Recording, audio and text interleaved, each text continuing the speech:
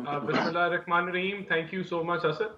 मेरे ख्याल से जो जी। गवर्नमेंट है वो चाह रही है कि हम इसको प्ले अप करके इस पे सियासत करके हमें बार बार कहती है कि हम अदारों के खिलाफ बात कर रहे हैं, हम पाक अफवाज के खिलाफ बात कर रहे हैं। लेकिन आपने सारी आज तकरीरें सुनी, बल्कि ये तीसरे जलसे के अंदर तकरीरें भी सुनी।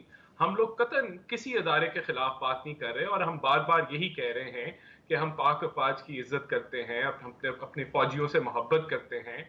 उनकी वजह से ही हमारे मुल्क में सलामती है, उनके जो काविशें हैं बॉर्डर के ऊपर। और फिर वो बेशक आईनी तौर पे जब उनको हम लोग लोकस जैसे टिड्डी दल जैसे मामलात में भी लाते हैं तो वहां भी वो बड़ा अच्छा किरदार अदा करते हैं। तो इन किरदार हम्म। के ऊपर तो बिल्कुल हमारा कोई इख्तलाफ नहीं है। लेकिन जो बात हमारी लीडरशिप कर रही है बार बार, वो यही कर रही है कि आइन के मुताबिक इन अदारों को चलना चाहिए है। और इन आइन से जब वो तजावज करते हैं और वो पॉलिटिकल मैटर्स में इंटरफेयर करते हैं तो उस चीज से हमें इख्तलाफ है। और उन्होंने जिन अफराद का नाम लिया, उनका यही उनके ऊपर इल्जाम है कि उन्होंने हमारे जो हुकूमत अभी थी आखिरी साल से जो साजिशें हमारी हुकूमत के खिलाफ चलना शुरू हो गई और जिस तरीके से चीजें अनफोल्ड हुई, तो उसके बाद और इलेक्शन के अंदर जो धांधली हुई और फिर इस हुकूमत को जो पीटीआई की हुकूमत है इनको नाफिज किया गया। तो ये वो सारे गैर आईनी अमल हैं जिनको हम हाईलाइट कर रहे हैं। और हुकूमत जो शिबली फराज साहब हैं और हुकूमत वक्त जो है वो चाह रही है कि शायद कोई तसादम हो जाए अफवाज पाकिस्तान का और पीएमएलएन का या पीडीएम का, लेकिन कतन इस तरह की कोई हमारी ठीक है। पार्टी का ना नैरेटिव है, ना ठीक। हमारे किसी लीडर ने। देखें, अगर अभी तो आजकल तो ये लोग हीरोइन ढूंढने की कोशिश कर रहे हैं 15 किलो, वो ये नहीं ढूंढ सके अब तक। और वो पूरा केस कोलैप्स हो गया और जान अल्लाह को देनी है। तो ये पिछले 2.25 सालों से मॉडल टाउन में भी कुछ नहीं कर सके। उसकी वजह है कि उसके अंदर भी हमारी क्यादत इन्वॉल्व नहीं थी।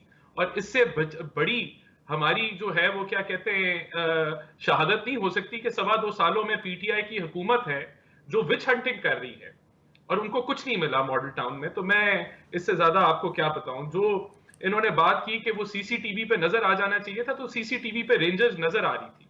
और जनरल साहब ने मज़ार कायद पे जो कहा कि बड़ी ज्यादती की, तो मेरे ख्याल से मज़ार कायद को जो कायदे आजम है उनको ज्यादा तकलीफ इस चीज से होगी कि पाकिस्तान उनके विजन के मुताबिक नहीं चल रहा और पाकिस्तान का आइन जो है वो इम्प्लीमेंट नहीं हो रहा और यहाँ स्टेट अबव स्टेट है। तो वो ज्यादा बड़ी तौहीन है, इससे बढ़ के तौहीन है कि आप नारे लगाएं कि वोट को इज्जत दो और पाकिस्तान में आइन होना चाहिए।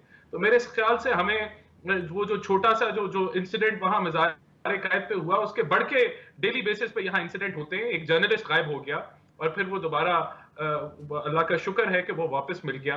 तो ये जो सारे मामलात हैं इनको के ऊपर हमें डिस्कशन अब करनी होगी। जो पीडीएम के अंदर बातें हुई, जो मियां नवाज शरीफ ने बातें की, अब ये मामलात ऐसे नहीं चलेंगे। आपको ये पाकिस्तान के आइन के बारे में, आपको ये जो बिहाइंड द सीन्स जो मामलात चलते हैं उसके बारे में डिस्कशन करनी होगी।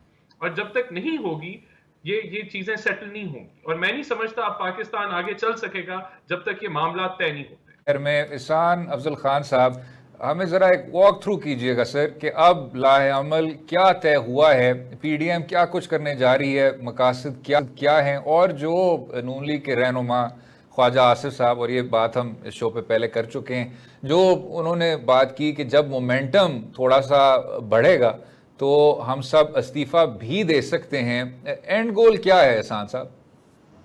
देखें, एंड गोल हमारा, मैंने जिस तरह आपको पहले सवाल में आपको जवाब दिया कि एंड गोल हमारा ये है कि जो जितने भी अदारे हैं वो अपनी आईनी हदूद के अंदर काम करें। और एंड गोल ये है कि ये जो सिलेक्टेड हुकूमत है इससे इस मुल्क को निजात हासिल हो, क्योंकि ये अवाम के मसाइल हल करने में टोटली तौर पे फेल है। आगे आईएमएफ और वर्ल्ड बैंक बता रहा है कि 1% जीडीपी ग्रोथ रेट होगी, तो उसके अंदर तो ना अनएम्प्लॉयमेंट जो है बेहतर होगी, ना ही मेरे ख्याल से महंगाई के ऊपर ये काबू पा सकेंगे।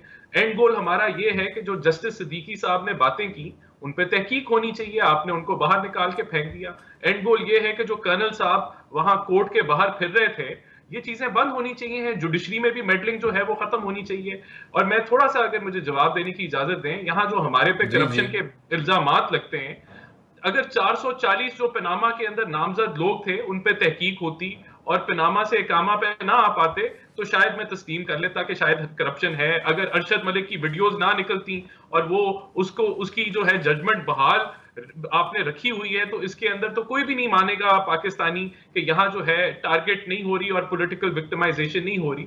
तो एंड गोल पीडीएम का बड़ा क्लियर है, ये एहतजाज बढ़ता रहेगा और इसके अंदर तसलसल जो है वो एग्रेसिव होता रहेगा अगर हम लोग इन मामलात को सेटल नहीं करेंगे। ये जितने भी जो मुक्तदर अदारे हैं जो पाकिस्तान की का जो मुस्तकबिल है उसको लिखते हैं और उनका आईनी कोई हक नहीं है ये काम करने का, इनको ये खत्म करना पड़ेगा और बैठना पड़ेगा और बताना पड़ेगा, ये फैसला करना पड़ेगा कि पाकिस्तान ने आगे कैसे चलना है।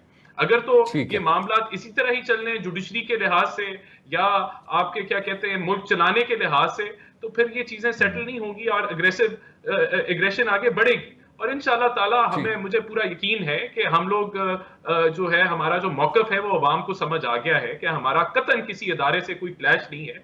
कुछ फर्द जो आइन शिकनी करते हैं, आइन की पामाली करते हैं और पीछे से जो है वो कठपुतली तमाशा करते हैं, उस चीज को रोकने के लिए हम बाहर निकलें और इंशाल्लाह इसको हम अब हासिल करके रहेंगे इन मकासद। जब आप देखते हैं सिविलियन हुकूमतों को गैर मुस्तहकम करना, अस्करी क़यादत के साथ उसी सफ़े पे ना मिलना, तो इस हवाले से इहसान साहब, should there be more introspection from PMLN? देखिए, बिल्कुल इंट्रोस्पेक्शन होनी चाहिए और पाकिस्तान की तारीख के अंदर डिक्टेटरशिप्स और आर्मी की इंटरफेरेंस जो है पॉलिटिकल स्पेस के अंदर एक हकीकत रही है और सारी पॉलिटिकल पार्टीज किसी ना किसी तरीके से वहीं से निकली हैं, वहीं से शुरुआत हुई हैं। लेकिन हम पाकिस्तान की मुस्तकबिल की बात कर रहे हैं, क्या यही चीजें कंटिन्यू रहनी चाहिए हैं? नहीं, मैं समझता हूं कि नहीं रहनी चाहिए और इसके अंदर तब्दीली आनी चाहिए। और मैं समझता हूं कि हमारा जो पिछला टेन्योर था 2000 से 2018 के अंदर, हमने कोशिश की कि हम पॉलिटिकल स्पेस गिव अवे ना करें। मिसाल के तौर पे सीपेक अथॉरिटी थी, हमने उसको जो है सिविलियंस के पास ही रखा। इसी तरह और से भी बहुत सारे मामलात थे जहां से मैं समझता हूं कि हमने जब उस चीज पे स्टैंड दिया तो फ्रिक्शन पैदा हुई और वहीं से मामला जो है वो बिगड़ना शुरू हो गए। तो ये एक स्ट्रगल पाकिस्तान की तारीख 73 साल तारीख में चलता आ रहा है कि सेंटर ऑफ पावर का तयन ही नहीं हो रहा कि वो किधर लाया करता है और किस तरीके से पार्लिमानी जमहूरियत जो है उसको हकीकी तौर पे एक स्ट्रेंथन करना है। मैं समझता हूं कि नवाज शरीफ का यही स्ट्रगल रहा, शायद शुरुआत हमारी वहीं से हुई, लेकिन हम बहुत जल्दी समझ गए कि पाकिस्तान का ये मुस्तकबिल नहीं है और इसी वजह से हमारे मुख्तलिफ जनरल्स के साथ, जिस तरह आपने कहा, मियाँ साहब की नहीं बनी, क्योंकि वो पॉलिटिकल स्पेस को डिफेंड करते रहे। और मैं समझता हूं कि अब 73 सालों बाद इस डिबेट को अब आगे ले जाने के लिए अमली तौर पे इसके ऊपर जो है कुछ एक्शन लेने की अब जरूरत है कि हम इस पाकिस्तान की जो आइन बना हुआ है, ये खाली कागज का टुकड़ा नहीं है, इसको इम्प्लीमेंट होना चाहिए। तो इसके ऊपर जो है अब हमारी जो 11 जमातें हैं वो इसी के ऊपर फोकस कर रही हैं और इंशाल्लाह ताला मैं समझता हूं कि ये एक अच्छी डिबेट है, एक अच्छा अमल है पाकिस्तान के मुस्तकबिल के लिए। और मैं आपको बताऊं, ये कहते हैं कि जी हम इंडिया का मौकफ ले रहे हैं या हम दुश्मनों की बात कर रहे हैं, तो हम तो सिर्फ ये कह रहे हैं ना कि फौज को बॉर्डरों के ऊपर फोकस करना चाहिए और उनका कोई फोकस नहीं होना चाहिए। जी गलत कह रहे हैं। दूसरी चीज ये कि इतनी करप्शन थी और मुल्क तरक्की कर रहा था, इतनी करप्शन थी और 11,000 मेगावाट लग गए, इतनी करप्शन थी और इन्फ्लेशन जो थी अंडर कंट्रोल थी, तो ये चीजें मैच नहीं करती। अगर इतनी करप्शन थी तो आपको एहसन इकबाल को किस केस में अंदर करना पड़ा, आपको खाकान अब्बासी को किस केस में अंदर करना पड़ा, आपको जो है राना सनाउल्लाह को 15 किलो हीरोइन के अंदर करना पड़ा। तो यानी कि आज तक 2.25 साल हो गए, सारी इतने नेक और जो है फरिश्ता सिर्फ प्राइम मिनिस्टर बैठे हुए हैं, पूरी प्रोसिक्यूशन सारी एजेंसीज उनके साथ हैं, क्यों नहीं कुछ साबित कर सके?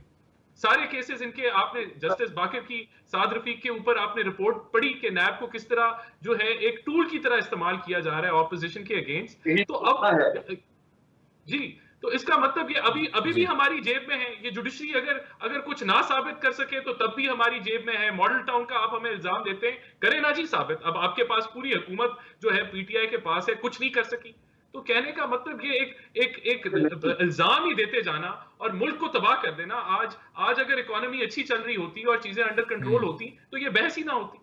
एक नाअहल हुकूमत को इंस्टॉल करके मुल्क की डायरेक्शन तबाह कर दी। बिल्कुल ठीक, तो ये बिल्कुल कौन सा